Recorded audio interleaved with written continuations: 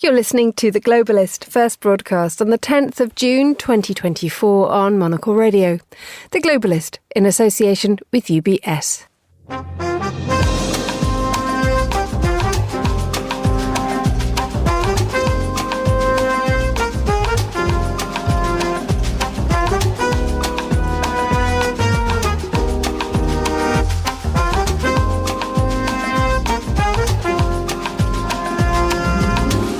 Live from London, this is The Globalist with me, Emma Nelson. A very warm welcome to today's programme. Coming up.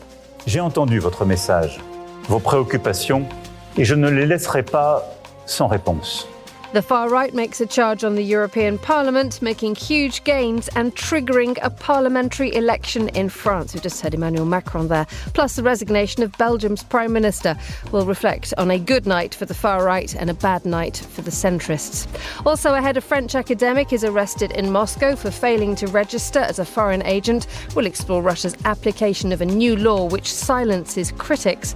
We'll look ahead to this week's Brics meeting of foreign ministers, and Simon Brooke will be here to join me to talk to me about the papers. Hello, Simon. Good morning, Emma. Yeah, extensive coverage of Emmanuel Macron's decision to call an election. A clap of thunder, according to Le Monde. And the Financial Times asked what the success of the far right means for Ursula von der Leyen's prospects for a second term. Plus, a week before Art Basel, why is everybody heading to Zurich?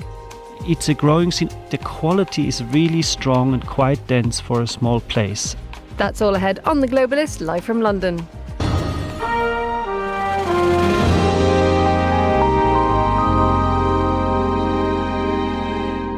First, a quick look at what else is happening in today's news. The Israeli Minister Benny Gantz has quit the emergency government of Prime Minister Benjamin Netanyahu. More than 50 people, including US, Canadian, Belgium and UK citizens, have appeared in court in the Democratic Republic of Congo, charged with taking part in a failed coup. And the influential sister of North Korea's leader Kim Jong-un has warned of a new response against South Korea if the South continues loudspeaker broadcasts and scattering leaflets over them. Stay tuned to Monocle Radio throughout the day for more on these stories. But first, as we went into yesterday evening, who would have thought that the biggest headline from last night's European elections would actually come from a national parliament and not from the hemicycle itself? Moments after it emerged that Marine Le Pen's National Rally Party had claimed almost 1 in 3 votes, the French President Emmanuel Macron called a snap general election that will be held in 3 weeks. Well, to discuss that and the rest of the events from yesterday evening, I'm delighted to say I'm joined now by Suzanne Lynch, who's global playbook author and associate editor at Politico in Brussels, and in the studio by Monocle senior news editor Chris Chermak. Good morning to you both. Good morning. Suzanne, if we can begin with you before we come to what happened at 9 o'clock. But there was last night a devastating blow was dealt for the centre in Europe, and nowhere more than in France in terms of the amount of power that the far right gained. Yeah, I think the big story is that this shift to the right did materialise, but in particular it materialised in the 2 biggest countries in the European Union, Germany and France. In Germany, Olaf Scholz governing coalition, he's part of a 3-party coalition. All those 3 parties did abysmally, really, in the European elections. His own party came third after the AfD, the far right party in Germany. So that was the first thing. And then, of course, in France, as the polls had predicted, Marine Le Pen's National Rally Party came in with about 32% of the vote, double that of Macron's party. We also saw in Italy, and the reason, the biggest countries matter here because they have the biggest number of MEPs. So Italy, we saw Giorgia Meloni's party do very well. She's the prime minister there, very right-wing prime minister, and her Brothers of Italy party topped the poll there. There was some good news for the centre-right. So the European People's Party, the EPP, that group of which von der Leyen is a part of, that is going to remain the largest group in the European Parliament. It actually gained seats, but it's just that it's kind of other coalition partners, if you like, the more centrist party like Renew Europe, which was dominated by Macron's party. Their numbers were decimated. So you're going to see a bigger, proportionally a bigger representation of more far right parties or more right wing parties in the parliament in the next 5 years. Chris, let's have a look at the rise of the far right in the likes of Germany and Austria. Austria, possibly no great surprise, because there's a high amount of Euroscepticism, and the far right has had a quite strong hold in Austria for quite a while now, and are expected to do well in the national elections in September. In Germany, however, the AfD, it has the most toxic, terrifying rhetoric. It doesn't just try and soften things up, as we've seen happening in France. It uses deeply offensive slogans. One politician has been charged with using Nazi slogans while on the campaign trail. Indeed, it is so far right that even Le Pen's party in the European Parliament has had the AfD kicked out of the far right group inside the parliament itself. What is happening in Germany that's making the AfD become a legitimised voice? Well, this is what's interesting, as you say, when you look at the different country results, because there is this sort of fight within the far right about whether they are going to be competent in government or not. And when it comes to the alternative for Germany, at least, yes, they have been kicked out even by the far-right groupings for some of their rhetoric. They've also had scandals over potential spying for Russia and China with some of their officials. And yet they still won 16%. I think it is important to maybe say, compared to some of the other countries in Europe, it's not that they did so spectacularly well. 16% is not the 30% or so that the 25% that, for example, the FPÖ in Austria got, becoming the largest party. So a lot of this is also just a showing, an incredibly poor showing by, as Suzanne said, the German coalition government right now. They, as a collective, the Social Democrats, Greens, and Free Democrats got only around 35%. That's what's particularly significant by comparison. The center-right of the Christian Democrats in Germany managed to hold. So it's also a story, I have to say, in Germany of the Christian Democrats holding. They are likely to win the next election in Germany and come back into government. The AfD, yes, they are now the second largest party in Germany. That's nothing to sniff at. But that said, with 16% of the vote, it's not compared to some of these other results that we're talking about, whether it is Emmanuel Macron and France calling an election or other countries as well. It's not that they are going to immediately be in government and be some kind of force in that sense. But yes, nevertheless, considering all the scandals they had especially, it's a worrying sign for Germany. So, Suzanne, this now leaves the European Parliament makeup in a really difficult position, doesn't it? Especially when you have the EPP, who are the biggest group, they're the centre-right, they're Ursula von der Leyen's party. They now decide who they go into a coalition with and who they pull together. In the past, they've gone for the Socialists, S&D and Renew, and we heard last night Ursula von der Leyen talking about how she wants a constructive and stable relationship, and that would shift the Parliament into a more left-wing direction. Her other alternative is to forge a relationship from the right. There was an awfully large number of warnings last night coming from right across all the senior figures in the European Parliament that this is not what they wanted to do. There was a re-stressing of fighting for the rule of law, fighting for democracy. But is that something that the EPP can entertain? Yeah, the issue, the big problem is the fact that von der Leyen needs a majority, needs 361 votes of the 720 Parliament members to get her over the line for Commission President. And she and her people are now doing the numbers. In the 5 years ago, she just squeaked through with 9 votes. So now she has to see, does she have enough of a coalition between the EPP and the other two, like second and third largest groups, the S&D, the Socialists and Renew, or is she going to have to lean elsewhere? One of the issues is that within the groups, there could be defections. So, for example, the S&Ds might say, right, we'll back you, but we know that some of the members of that group actually don't want to back her and may not back her. So, as a result, she may be forced to get votes from elsewhere. Now, one way she could get votes is from the Greens group. We haven't spoken about that, but the Greens have done very badly, mainly because the German Greens did badly. But that's that's a possible source of votes for her. But if not, she's going to have to look to the far right or the right, parties to the right of the EPP.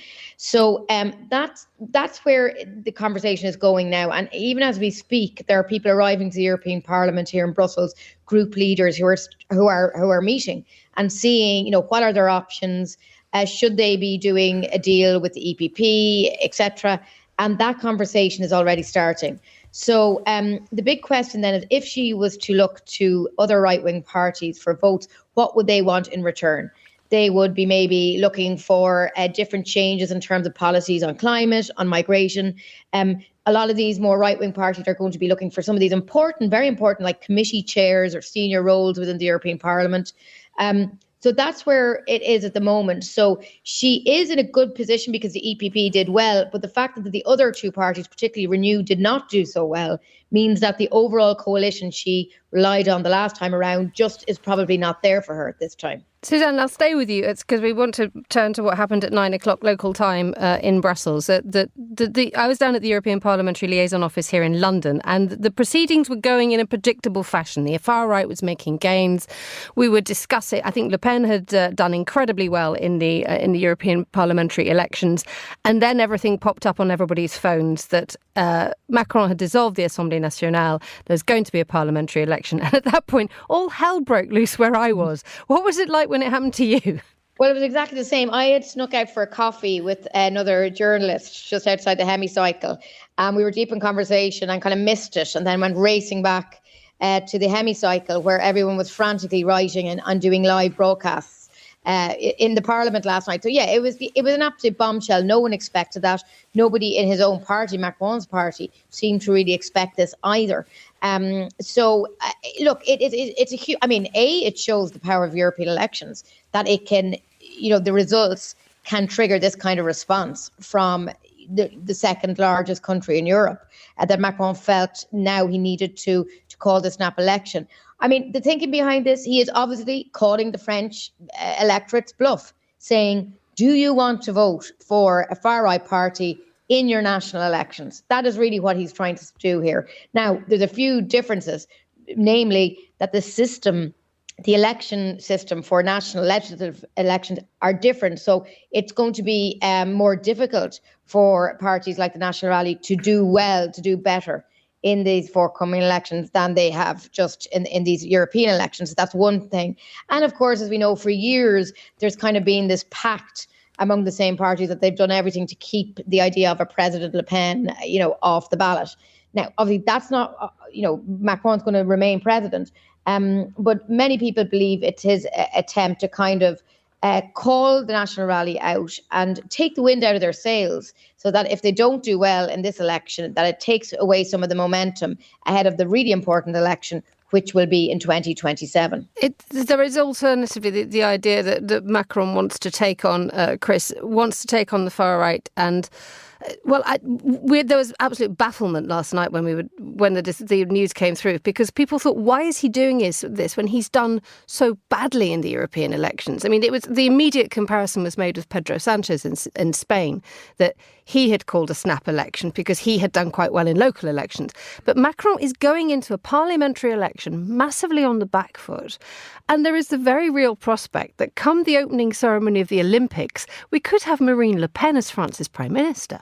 Well, absolutely. That's the part that is quite incredible about it, isn't it? What would that look like, a prime ministership of Le Pen and a president, Macron? I mean, that would be such an incredible combination, frankly, to be leading France. But I do think it's important to say, to Suzanne's point, it is interesting that this does show to some degree the power of European elections. You can look at this charitably, if you will, to say that Emmanuel Macron took the sign and simply said, well, if this is where the electorate is for Europe, then I have to make this move nationally as well. And what you have seen, interestingly, as a result of that, is also others sort of looking to the power of Europe. You had the Christian, and in this case, obviously those who won, but you had the Christian Social Union in Bavaria, Markus Söder, the leader of them, also saying to Olaf Scholz, the German chancellor, hey, why don't you do a Macron?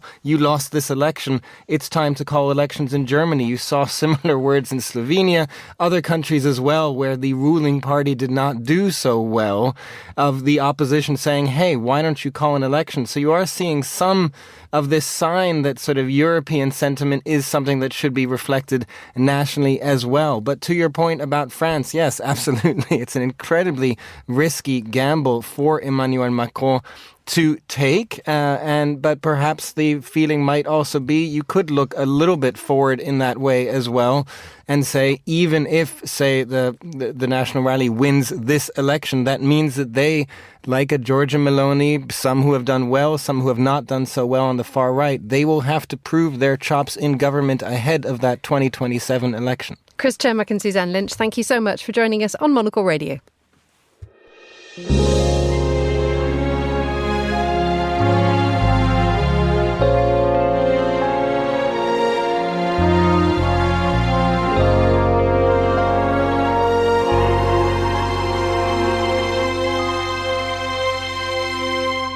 9:15 in Nizhny Novgorod and 7:15 a.m. here in London. Now, the foreign ministers of the Brics nations gather in the Russian town of Nizhny Novgorod for their annual meeting this week.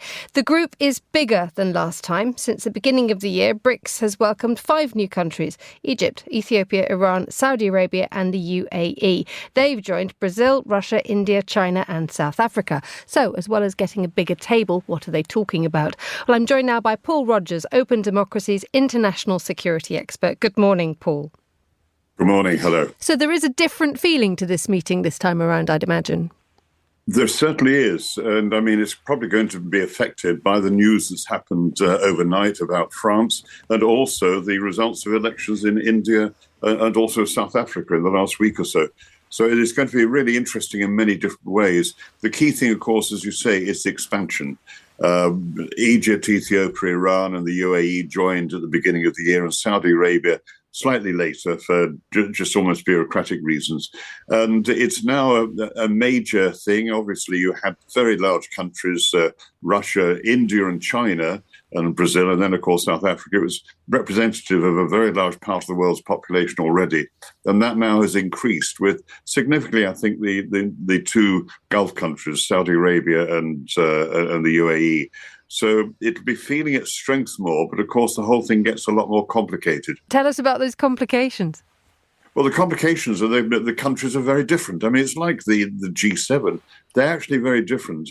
The whole idea of Brics is essentially something different from the West.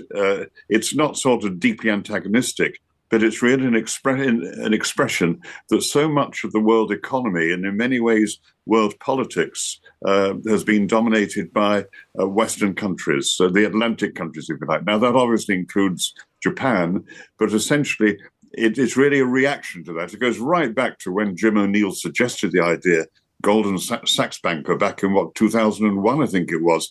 And I mean, it's been around 15 years now. And it does represent something different, but it's also very complicated because you've got many different views within that group. I mean, you look at the differences between, say, India and Ethiopia or the UAE and Brazil, and the differences in politics, differences in style. But at the same time, there is a lot going on. And what we're seeing, I mean, just in the last few days, there's been a meeting which relates to transport, another meeting relating to the economic development. And now we have the key meeting for the foreign ministers. And that will lead on to the summit in October, again in Russia, because 2024 is the year where Russia has the chairmanship. So it's very intense. But I think, coming back to a point earlier, it will be affected by the results of these 2 elections, both South Africa and especially India. Okay, those in power have more or less won, but not in the way they expected in the case of India.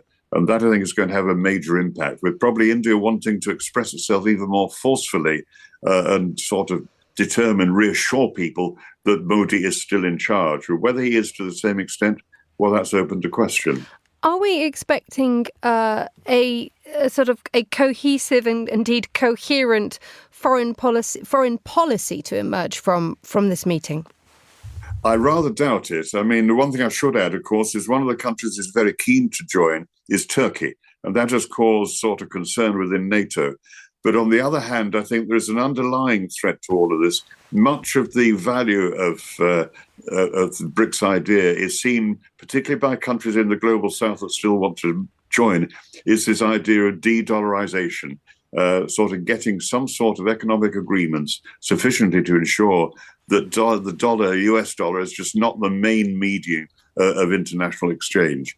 And that is how that will be worked out is one matter. But the idea is popular, and it's popular among many countries that find themselves held back, in their view, by having to do all the trade in the dollars. So that, in a sense, is a unifying thing for BRICS, as well as the idea that they are different from the Atlantic countries, but it's going to be pretty difficult to develop. But that's where a lot of the intention will be. And although this is a foreign ministers' meeting, that is going to be underlying it, you can be sure. Paul Rogers, thank you so much for joining us on Monocle Radio. Still to come on today's programme, we'll go through the day's papers, find out the latest from the war in Gaza and ask, will the detainment of a French scholar in Russia further fray relations with the West? Stay with us on The Globalist.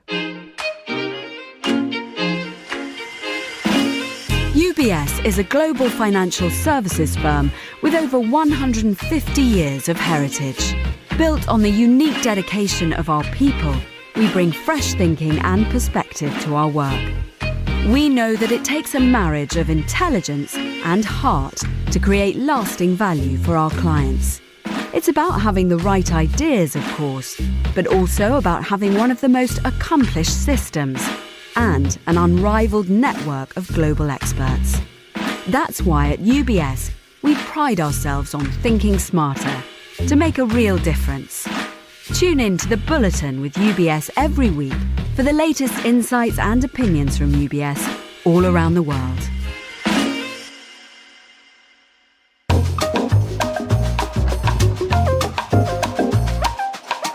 7:21 here in London. Let's continue with today's newspapers. Joining me in the studio is Simon Brooke, journalist and communications consultant. A very good morning to you, Simon. Good morning. How's the Brooke week starting? Well, it's like most people's week. It just seems to be, I thought it was pretty chaotic the last few weeks here, and now suddenly it's become even more chaotic with these political rambunctions. So fascinating, but scary in a way. Good to have the word rambunctions used on Monocle Radio. Is that a word? It is now. Okay. So we've covered a little bit about the reaction at the European elections to Macron's decision to go to hold parliamentary elections. And we've also just had Paul Rogers saying that actually the BRICS meeting, it's going to come up there. So how are the French media, indeed, how's Europe's media clearly furiously rewriting front pages, which one would imagine would have been rise of the far right, suddenly become rise of the far right. Oh, and by the way, France is having a parliamentary election. Yes, well, Le Monde, as you can imagine, looking very much at what this means for France and also exploring a little bit about how the decision came about. The paper says that this is a double or quits move that might hand the keys to the Hotel Matignon, which is, of course, the official residence of the French Prime Minister, to the National Rally. It describes Macron's decision as a coup de tonnerre, a clap of thunder. And there's a story here, the part of the story about how Mr. Macron is sitting around the table with the most senior members of his government, including Gabriel Attal, the current Prime Minister, his Interior Minister, Gérald Darmanin, both of whom could be seen as rivals to him at some point. And they were shocked, but according to Le Monde, they knew they couldn't dissuade him. La décision présidentielle est prise irrévocable, according to the Le Monde. The presidential decision has been made, and it is irrevocable. It reminds us, of course, that the extreme right did extremely well in France here, getting more than double the number of votes of Valérie Pécresse, who is the leader of the Macron list. And the paper also quotes Éric Ciotti, who's the president of the Republicans, which is the sort of the centre-right rival to Macron's grouping. He says, "La Macronie, c'est fini." Macronism is finished. So I think what's interesting about this is it just shows Macron's amazing self-belief in his ability to persuade people. I think he's itching to get out on the campaign trail, and he really is convinced that he can make a difference here. It's quite interesting that in his comment to the people, to the French voters, he says, "It's an act of trust in you, my cher compatriot, my compatriots. I'm sure you'll make the right decision." Well, they didn't over the weekend as far as he's concerned. So he's got 3 weeks in which to persuade them. Indeed, the Times' headline on this one is Macron's election gamble leaves commentators bewildered, and saying that this is actually an act of suicide. Well, it could be. I think also there's some speculation perhaps that he feels a need to sort of expose Marine Le Pen's party, if you like. And I think perhaps the idea, he's sort of saying to them, all right, let's have this fight now. If you come into power in the National Assembly, then have a go at let's have a go at governing. That idea that populists are great on the campaign trail, but when they get into power, they don't do so well. So, and perhaps they'll self-destruct in the next couple of years before you have to have a presidential election. But that is a big gamble, certainly. And I think there are many French voters who are very concerned about the decision he's made. But perhaps, as I say, he's thinking that when it comes to it, push comes to shove, you can have a protest, if you like, at the European elections. But if you're voting for your own parliament, which is going to affect the way you live your life and your job or whatever, household finances, perhaps they won't take that risk. Let's move on to the other big news of the night, which is actually what was supposed to be the headlines that everybody had written before they'd gone off to do the elections, which is the future of the European Parliament, its makeup, and how so much of it hinges on Ursula von der Leyen, the current president of the European Union Commission. She's trying to be re-elected to her post. And she delivered a speech last night in which she was talking about how she needs and how the centre has remained stable and how the future of democracy is secure if the right decisions are made. And this is being covered widely, not least in the Financial Times. Yeah, so the paper reminds us that von der Leyen only became president of the European Commission 5 years ago with what it describes as a razor-thin parliamentary majority of just 9 votes. And this time it speculates things will be a lot more difficult for her. Now she has her party has a 48-seat majority. It points out that she's going to have to reach out to other parties. That may well be the hard-right European Conservatives and Reformists led by Giorgia Meloni, of course, who has had a great night, also the Greens. But I think what's interesting here is that leads to this classic conundrum. If she reaches out to them, is she going to lose support on the other side of the spectrum? And the FT reports that German Chancellor Olaf Scholz, who is a Social Democrat, has warned against a pact with Meloni, as has Emmanuel Macron's party. So if it was tight 5 years ago, it's going to be even more tight this time. The paper does point out, the FT points out, that she can point to her record, if you like. She steered the EU through COVID-19 and also the Russian invasion of Ukraine, and she will probably argue, that this is not the time, with the continuing fighting in Ukraine, to change horses midstream. One thing that has been discussed is the suggestion that Marine Le Pen's National Rally could try and join up with the EPP, thus making the far right part of the centre. Well, that's the thing. It's a question, isn't it, and also, of course, the question for the EPP: what does it do for them if they're seen, associating closely with the far right? And of course, here in the UK elections, we're seeing a similar thing. The Conservative Party facing this dilemma: do they throw their lot in with the Reform Party, led by Nigel Farage? So, yeah, real difficult question for the right. Let's head to New York, and an article in the New York Times. Let's go back to Donald Trump. He hasn't been around for about 10 minutes. It says that he's going to have conversations with the probation department later today. Just tell us more about how the New York Times is covering that. Yeah, it's pointing out that, this is standard practice or whatever following his conviction 10 days ago. This is what you would expect. Slightly unusual that he is going to be doing it via Zoom. He'll be in his home at Mar-a-Lago in Palm Beach. Normally you would have to go into the probation department to do this, but the paper points out that actually, if you have his security detail, the media, his whole team around him, it would make it into a bit of a circus, but then perhaps that's his life, I don't know. But I think really the paper's also pointing out that this really will set the scene for the sentencing on July the 11th. He's going to be asked questions such as whether he's associating with anyone with a criminal record, which is against the rules of probation.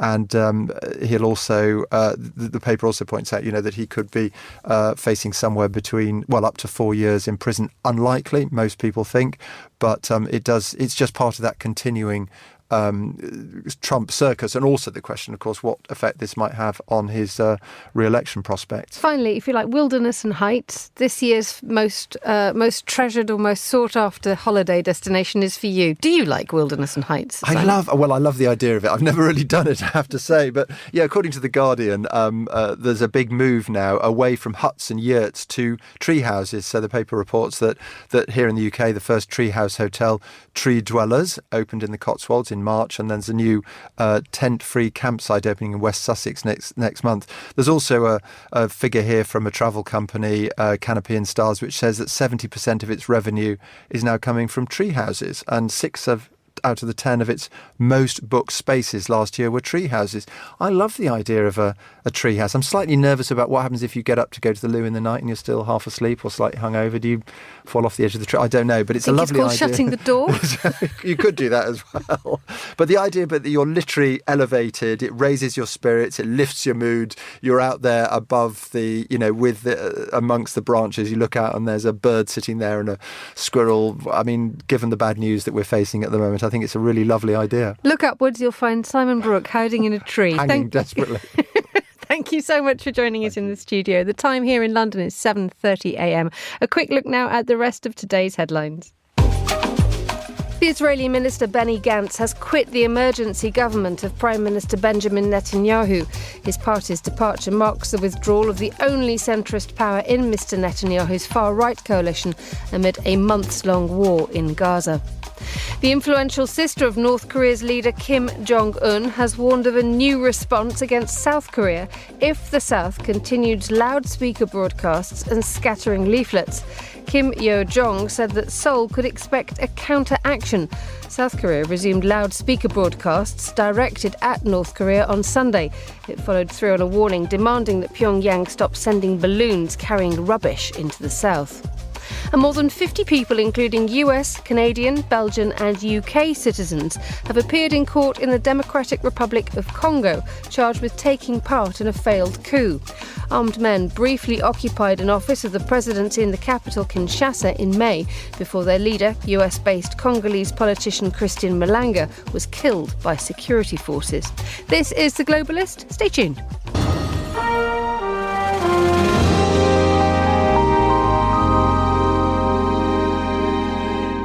7:32 here in London. Now, Israel says it's rescued 4 hostages captured by Hamas from the Nova Music Festival on October the 7th. They were rescued in what the Israeli Defense Forces say was a complex operation. Well, not long after the news of the rescue emerged, the Israeli War Cabinet Minister Benny Gantz delayed a speech in which he was expected he'd resign. And guess what? 24 hours later, he went ahead and did step down. Well, to bring us up to date with a very, very busy weekend in terms of what's happening in this Israel-Hamas conflict, Yossi Meckelberg joins me in the studio, Associate Fellow with the Middle East and North Africa Programme at Chatham House. Good morning, Yossi. Good morning. Let's begin with this hostage rescue. The pictures of the 4 released individuals was heartwarming and wonderful. At the same time, there were reports that the operation was brutal enough to leave dozens of people dead. And this is the tragedy of the situation right now. Of course, those 4 hostages were abducted. They are civilians. They were in the party, the Nova party, and were abducted and kept actually in private houses in Gaza for 8 months now. Seeing them coming back home is really good reason, to rejoice. In one of the case of Noah Argamani, her mother is terminally ill, and her mother pleaded to see her daughter once again. The other case, actually, one of the hostages, his father just died a few days before that. So there is a lot of emotions there. On the other hand, this is exactly what happens right now. Israel is trying to spare the lives of its own security forces, which is understandable, but it's using full force. And if to believe to Hamas report, 247 people were killed. My only answer to that, had there been a negotiated deal of releasing the hostages and a ceasefire, as we discuss it here in the studio for many times, there would been, all the hostages would have been home now, and it won't cost the life of any Palestinian. I mean, when you talked about the release of the 4 hostages, I mean, Noa Argamani, she was the girl on the motorbike that everybody remembered, and she became an instant symbol of the Israeli hostage crisis. But one wonders now what happens now that they have got 4 of them out. Then we see Benny Gantz pulling out of the emergency government on the grounds that he said he wanted to see a hostage deal being struck. Yeah, but he set an ultimatum 3 weeks ago, and on the day of the hostages release was exactly the end of the 3 weeks of the ultimatum of the 8th of June. Freeing the hostages was only one aspect of the ultimatum he talks about. Again, there was confusion there because he said also defeating Hamas, which would not happen in 3 weeks.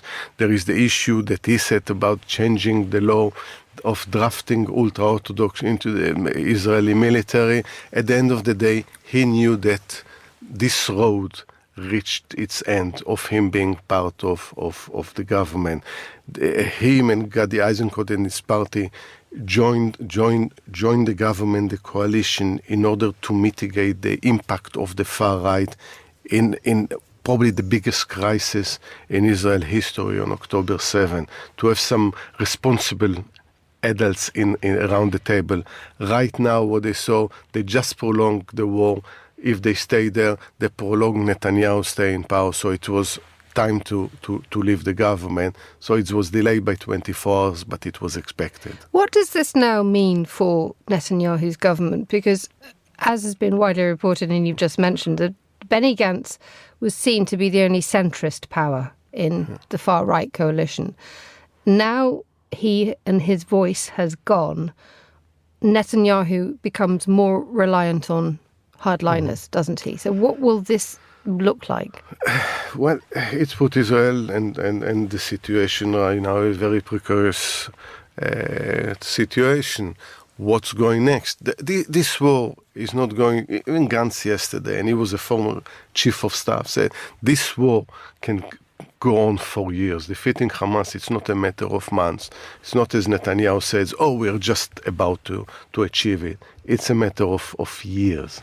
So the question with wars of this sort is, at what point you decide to end? It's enough to declare some sort of victory and you move into the political realm.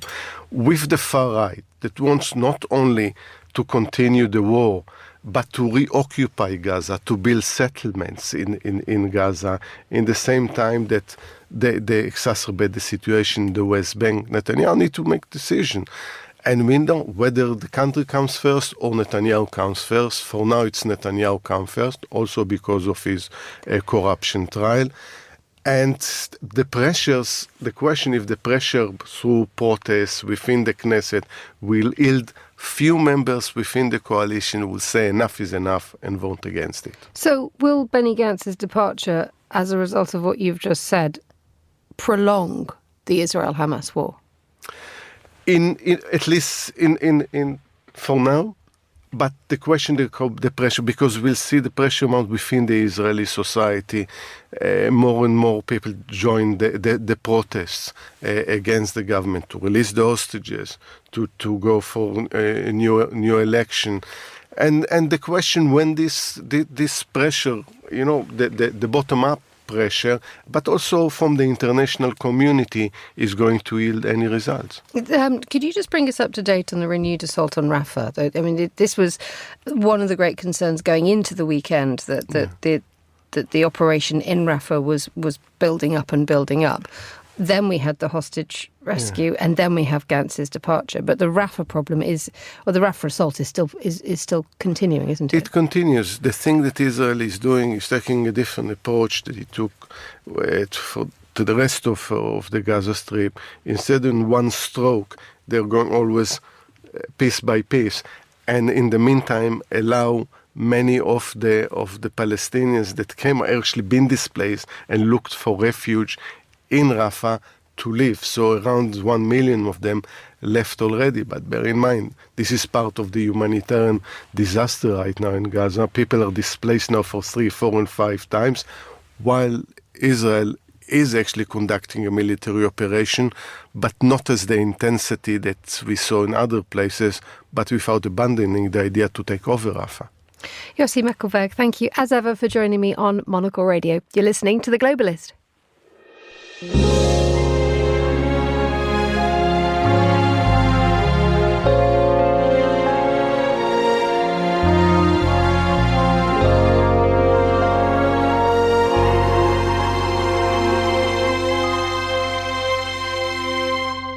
.39 in Moscow, 8:39 in Paris. Now, a French academic has been arrested in Russia on suspicion of gathering information about the Russian military.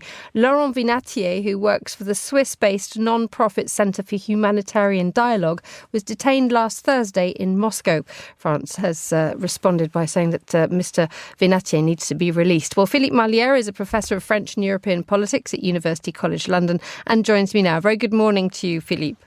Good morning, Emma. Welcome back to Monocle Radio. Now, the charges against Laurent Vinatier stem from a recently adopted law about registering as a foreign agent.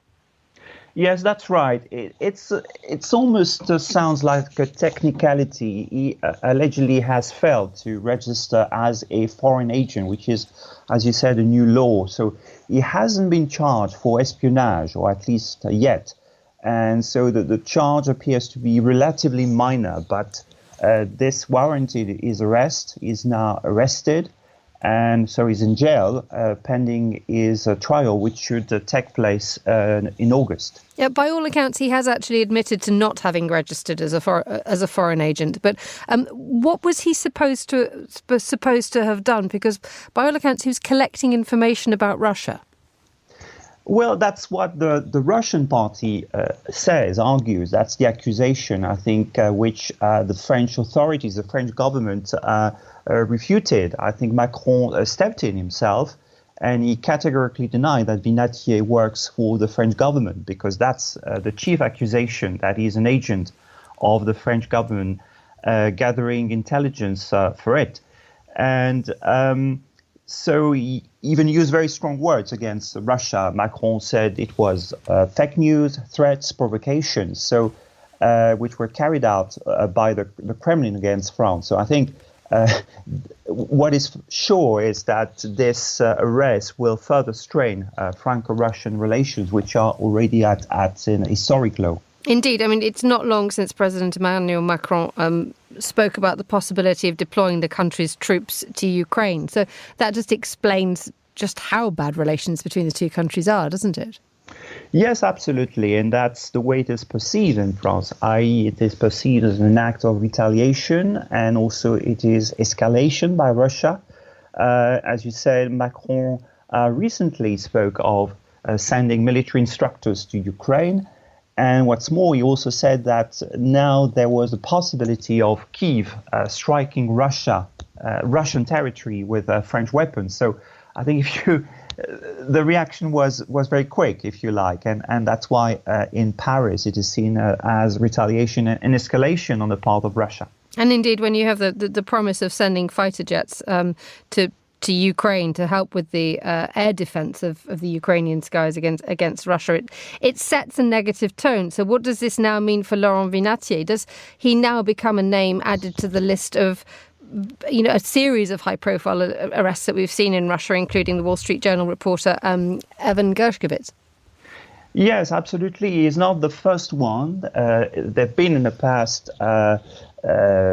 Westerners, Americans notably, which were arrested. So you see, situation is fate is unknown, because there will be a trial. There have been cases where American citizens were arrested and then now they've been convicted and they are now in jail. One of them is spending a 16-year sentence in Moscow's jail. So I think that the situation is pretty serious for him, despite the French, arguing that he's done nothing wrong. But as we said, we need to look at the bigger pictures, and I think those NGO people, journalists. I think there's also been a sportsman arrested, are just part of the wider diplomatic games and a game of tension between Russia and France. And I think they are in a way paying the price. They were there in the wrong place at the wrong time.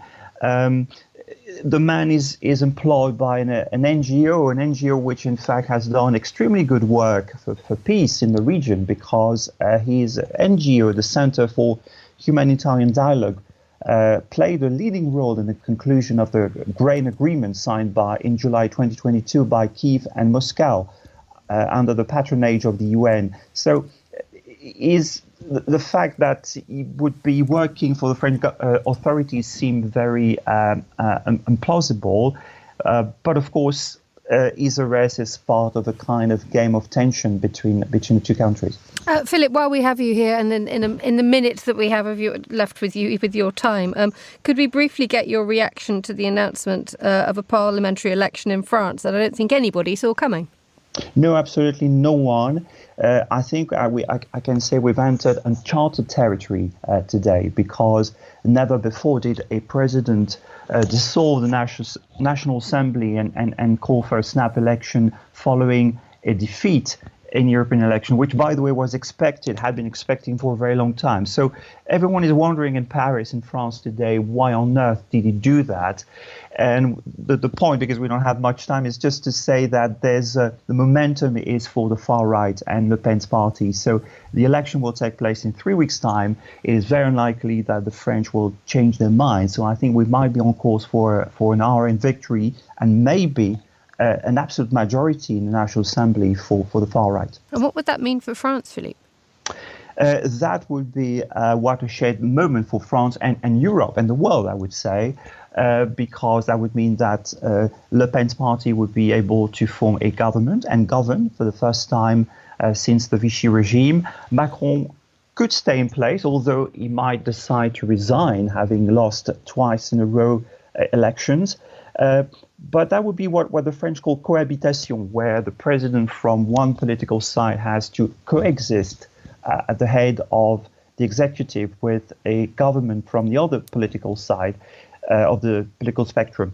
So that would mean more instability, more realignment in French politics, which already had quite a few since 2017 when Macron was first elected. So we've really entered uncharted territory. The world of French politics as we once knew it has completely exploded.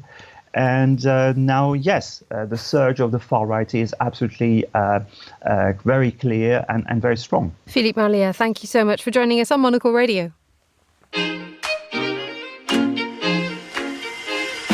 UBS has over 900 investment analysts from over 100 different countries. Over 900 of the sharpest minds and freshest thinkers in the world of finance today. To find out how we could help you, contact us at ubs.com.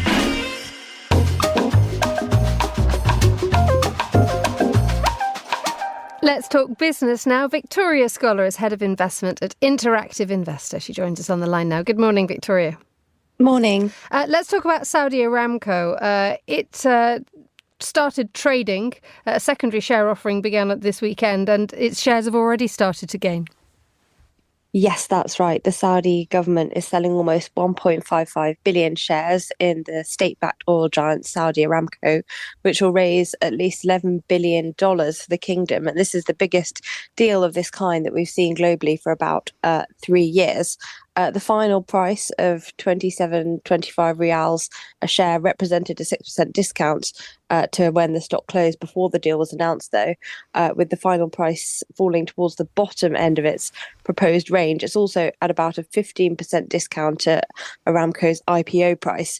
And we've seen that shares have been under pressure lately, down year to date. And the proceeds of this mega sale are aim to try and boost the Saudi economy with investments across a range of different industries outside of oil and gas. So things like artificial intelligence, tourism and sport. And indeed, and the construction of futuristic cities. I mean, you mentioned there that it hasn't gone quite to plan. Reuters is saying quite neatly, foreign investment has repeatedly missed target. So how successful a venture is this at the moment? Well, I think that the fact that this is such a large company means that there is the ability for the government to generate major proceeds, whether or not it is actually above where we were expecting or above its IPO price.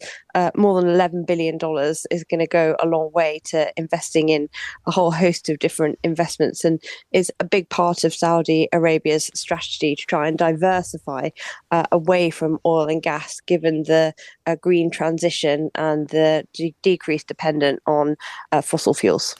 Let's have a look at the United States and the very strong jobs report on Friday. Could you fill us in on that, please?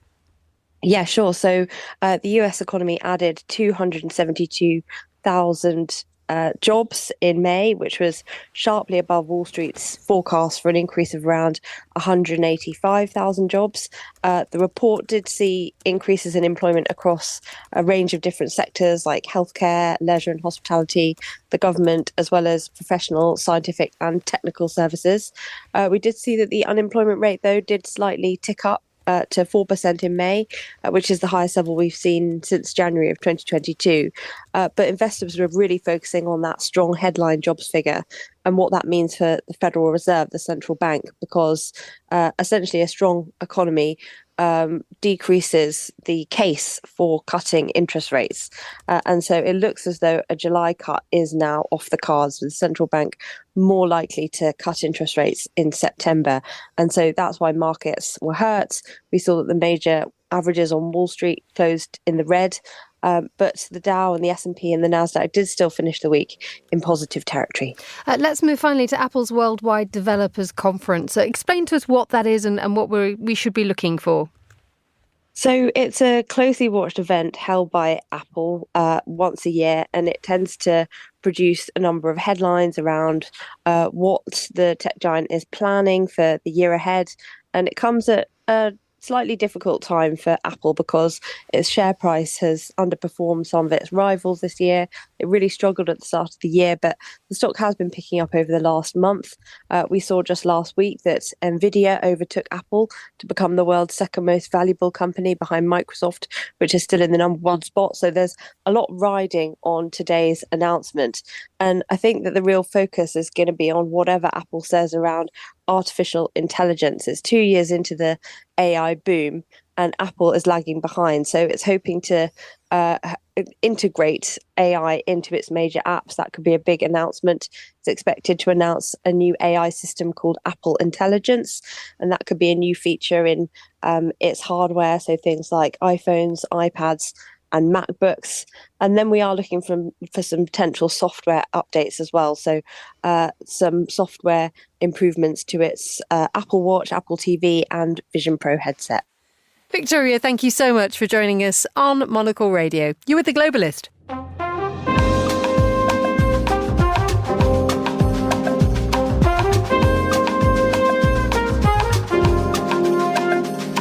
Yesterday, the Zurich Art Weekend came to an end. It saw 3 days of curated exhibitions and events in more than 65 venues across the city. I had the opportunity to preview the showcase to get a sense of how much it's grown this year.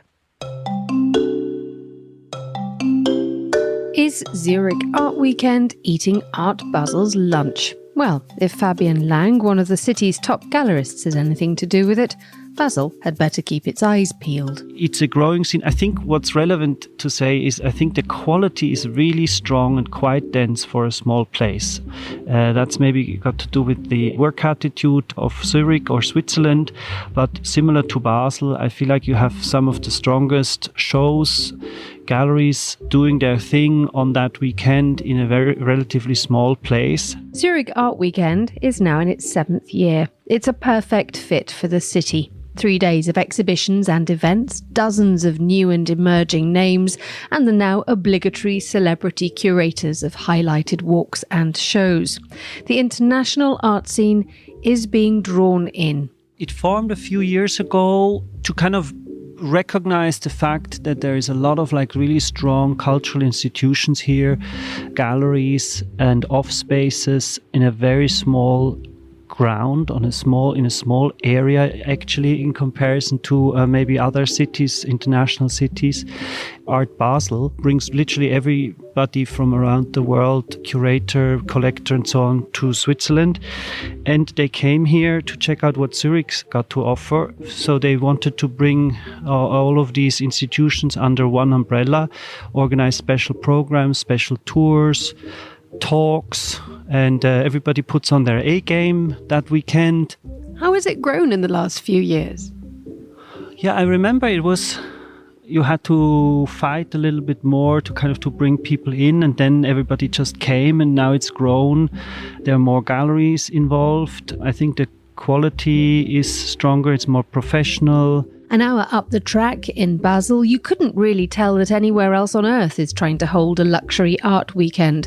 Gabe Bullard is a culture journalist in the city, and he says the impeccable Swiss timing of holding Zurich Art Weekend 7 days ahead of Basel makes Zurich a bit of a warm-up act. Yeah, so there's always been a bit of friendly, or maybe not always friendly, competition between Zurich and Basel, a bit of a rivalry. And I think that having Zurich with their art weekend so close to Art Basel is maybe comes across to a few people as maybe riding coattails or trying to connect with that. But what's interesting is that Zurich is now beginning to steal the spotlight, not least because of the practicalities. Everybody has to kind of like land in Zurich before they go to Basel. Basel is tiny, or smaller than Zurich, and it's not so cheap to stay there. It's often very quickly booked up, everything. It doesn't have so much space for everybody. So they often also stay here and then go to travel, kind of traverse back and forth between Zurich and Basel. Basel has maybe a slight stronger museum scene, and I'm never quite sure why that is, but the galleries seem to be in Zurich and the museums maybe more in Basel. You come to Zurich and see the shows, and ultimately we work really first and foremost to put on shows. It's the context we build, it's where we put our biggest effort in. It's not the art fair presentations, it's really the shows in the galleries that we put everything into. And so also these visitors, they want to see that, they want to see those shows. That's their chance. And Gabe is noticing the art world is picking up on this too. A lot of critics and writers putting Zurich and Basel together in one review, saying, here are the shows that you have to see in Zurich and Basel. And they'll have the Art Weekend shows, they'll have the Art Basel shows. It's all there. So you're seeing critics now starting to group the two events together almost as this is your time. You're going to be between these two cities for a couple weeks. Here's everything that you need to see. But there seems to be one group of people who have yet to catch on to all this. Do you think Zurich, or the population of Zurich, knows enough about the Zurich Art Weekend? Because I've spoken to a couple of people here and they didn't even know it existed, Fabian. I hope we have to do, in that case, we have to do more, or they have to do more. I mean, I think everybody should go and see art exhibitions. Basically, they're great about what's going on right now in the world. And, there's a lot of context being built by these institutions, by the galleries. And it's a great place to exchange. It's a great place to learn. It's a great place to see new young artists. And I think everybody should go and see it. And the Zurich Art Weekend is making a great effort for that. That was Fabian Lang there talking to me in Zurich. If you're still after more Swiss art, Monocle Radio will be broadcasting live from Art Basel all week across our news programmes. And that's all the time we have for today's programme. However, the warmest of thanks to all my guests and to the producers, Vincent McAviney, Tom Webb and Sophie Monaghan-Coombs. Our researcher was George Ruskin. Our studio manager was Mariella Bevan. After the headlines, there's more music on the way. The briefing is live at midday here in London. The Globalist is back at the same time tomorrow. But for now, from me, Emma Nelson, goodbye. Thank you very much for listening.